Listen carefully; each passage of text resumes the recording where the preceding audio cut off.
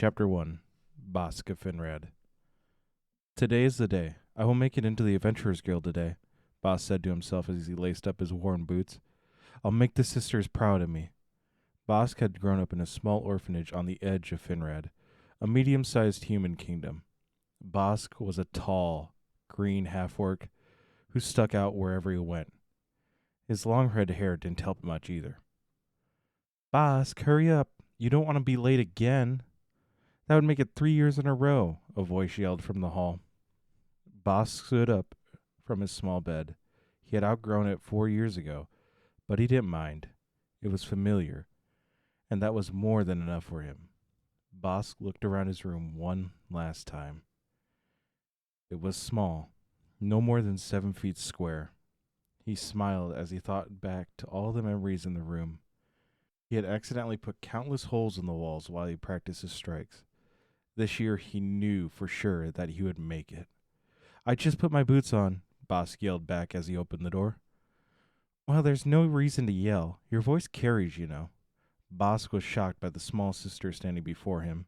Sister Nova might have been the shortest sister at the orphanage, but she was the only one that was able to corral Bosk.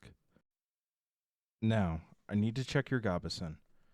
No need for it to go flying when you decide to do a backflip like last year. Bosk looked down at the little sister and smiled to himself. Do you think I'll be able to get into the guild this year? Sister Nova looked up at Bosk and saw his big, goofy smile. They'd be fools not to let you in, she replied. You're the strongest person in the entire kingdom. How could they not let you in? Now get going, Sister Nova said as she smiled at Bosk, and then stepped out of the doorway. She knew that his spirits needed to be high for today to go well. Bosk, with a look of sudden realization, took off down the short hallway and waved back to Sister Nova.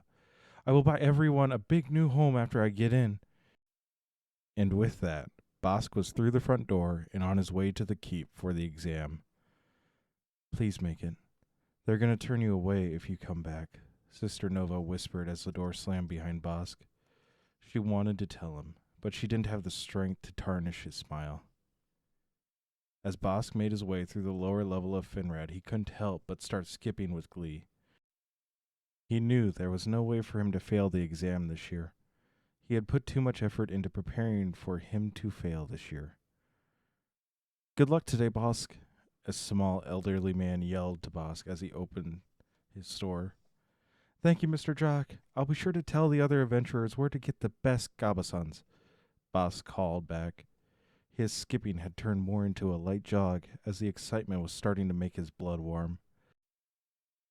Bosk, when you get in, be sure to stop by the tavern tonight. We need to celebrate, a brawny woman called out to him as he ran past her. Scar, you know I don't drink, Bosk responded. Ah, I know that, but that doesn't mean we can't drink in our adventurer's honor, she replied. Bosk smiled as he continued down the winding streets, receiving more and more cheers as he neared the upper district of Finrad. Finrad was situated atop a cliff above the Trymere Sea. The castle where the adventurer's exam would be taking place sat overlooking the sea. Finrad was split into two districts, the upper district and the lower district. The nobles and adventurers lived in the upper district and would never divert from the main road when passing through the lower district. The lower district was Bosk's home, though. That was the one thing about becoming an adventurer that saddened him. But he would be sure to visit the lower district often. Bosk ran through the upper district, giving the citizens little attention as he raced toward the castle. About halfway through the district, he heard the castle bells start ringing. The exam! It was going to begin in any second. Bosk was in a dead sprint now. He knew he couldn't be late this year. An adventurer was never late and would only be used against him. Bosk felt his urgent desire to make everyone proud of him, pushing him to run faster than he had ever moved before. As he rounded the final corner of the castle, he saw that the gate was still open. He had made it in time. Don't close the doors. I made it on time. This is the year, Bosk exclaimed as he dashed through the doors. A guard who was leaning against the door rolled his eyes as Bosk bolted through. You still have 5 minutes before the doors close. Bosk found himself in his small courtyard and was surrounded by other young adults dressed to take the exam. Boss looked around at all the other candidates and their beautiful metal breastplates. Their chainmail glistened in the sun as if it was freshly polished this morning. Boss looked down at his dull, red gabesson. He was proud of it, but he couldn't help feeling as if it was inferior to the other armor. His gabesson was finely woven and thick, but it didn't shine like the other armor did. Bosk was aware of the difference between him and the other candidates. People from the lower district didn't apply to be adventurers. They had to focus on feeding their families, and being an adventurer was far too dangerous. Bosk was representing the entire lower district today. He wanted to show the upper district that the lower district was full of strong and intelligent people. Bosk rushed over to the sign-up tables and proceeded to fill in his information. "Haven't I seen you here before?" asked the woman at the table. "You might have. This is my third time taking the exam. I'm sure I will pass this year," Bosk replied. "Third time? Honey, you do know that being an adventurer isn't for the lower districts, right?" she replied.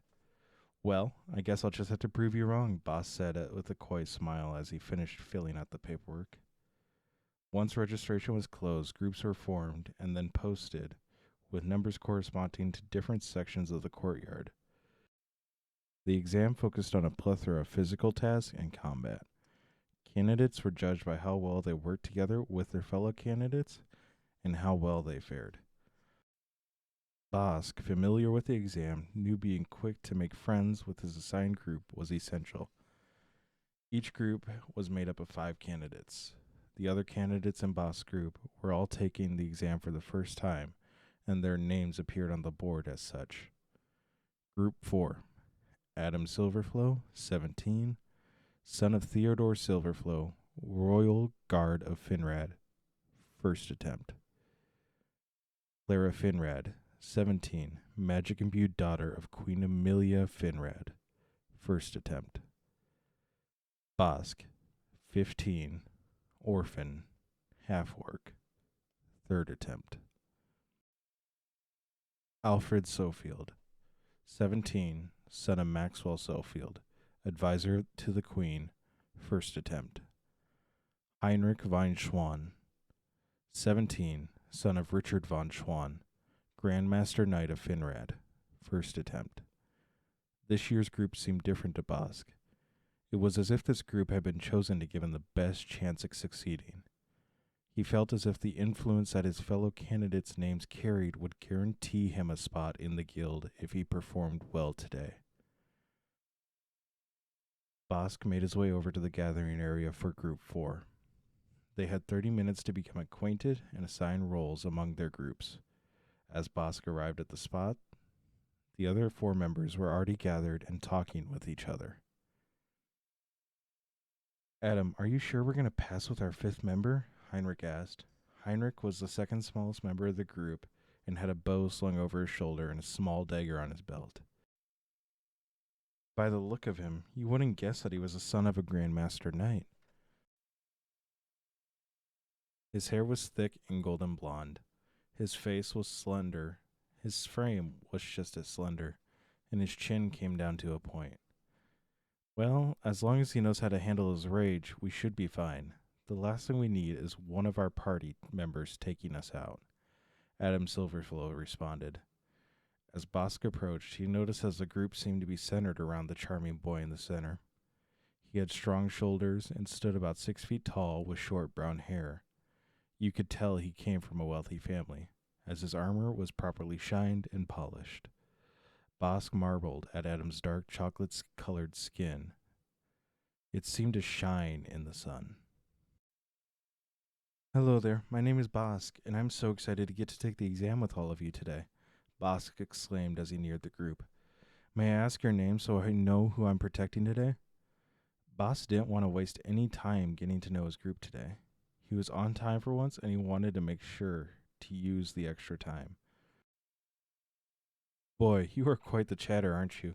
the strong lady in the group answered. "My name is Clara. I'm glad to see that I will be able to focus on my magic today. I assume you often draw the attention of your foes?" Clara stood about 1 inch shorter than Bosk, at 6 foot 3 inches. She had broad shoulders and muscles to match. Bosk marveled at her short blonde hair, and her face was both cute and intimidating. I have never met a mage like you. You must have some real power behind your fireballs, Bosk said with growing excitement. In his mind, muscle was power, and to have such a strong teammate would only help him. Well, my magic could be better. I have to make sure these three knuckleheads stay out of trouble. Why don't I just introduce everyone? Clara replied while gesturing to the group.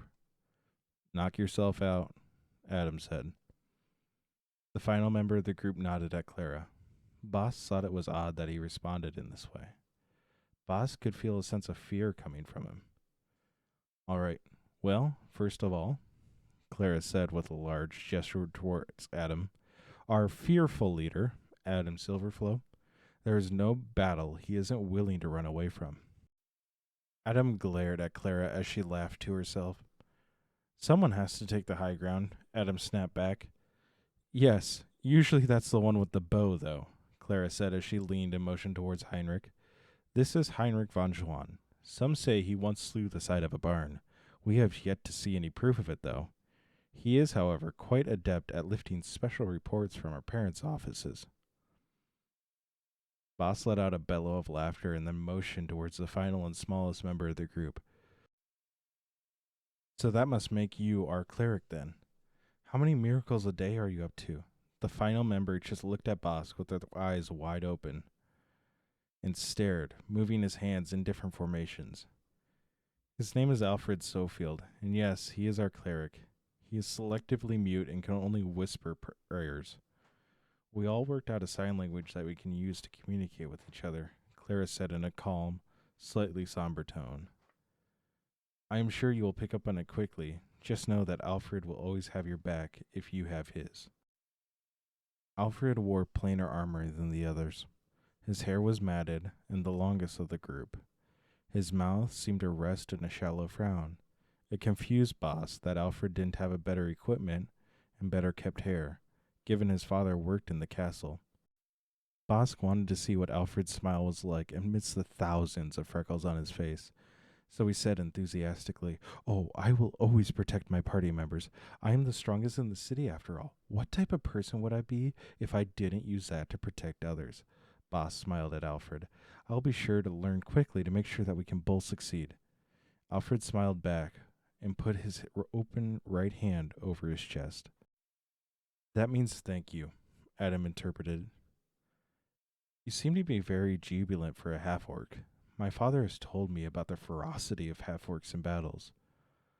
They seem to have a strength of 5 men.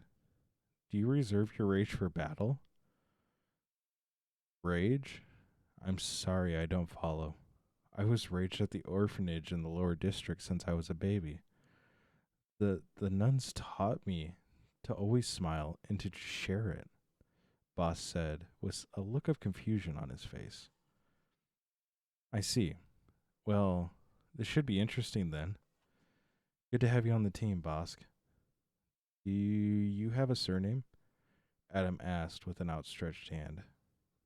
No, I don't, Bosk replied as he gripped his left arm and started to look away from Adam.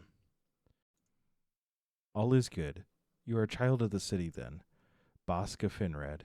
It has a good ring to it, doesn't it? Adam exclaimed, and the group agreed with him. Boska Finrad, welcome to the Outcasts.